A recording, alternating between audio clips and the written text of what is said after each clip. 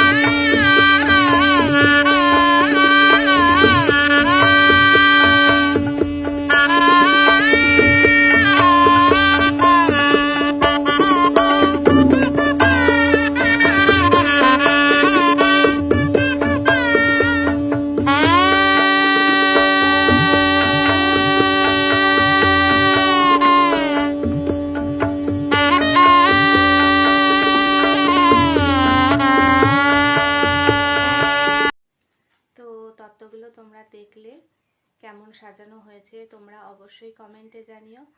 আর আমার সাথে যদি যোগাযোগ করতে চাও কোনো স্পেশাল অকেশনে স্পেশালভাবে তত্ত্ব ডেকোরেশনের জন্য, তাহলে আমার সাথে কন্ট্যাক্ট করতে পারো। আমার একটা পেজ আছে আপেক্ষিক বলে, তো আপেক্ষিকে তোমরা গিয়ে ফেসবুক পেজ, তো সেখানে গিয়ে তোমরা যোগাযোগ করতে পারো, মেসেজ করতে পারো, অথবা স্ক্রিনে যে নাম্বারটা দেওয়া রয়েছে আমার নাম্বার, সেই নাম্বারে ফোন করে বা হোয়াটসঅ্যাপ করে তোমরা কিন্তু আমার সঙ্গে যোগাযোগ করে বুকিং করতে পারো অথবা ডিটেলস জেনে নিতে পারো।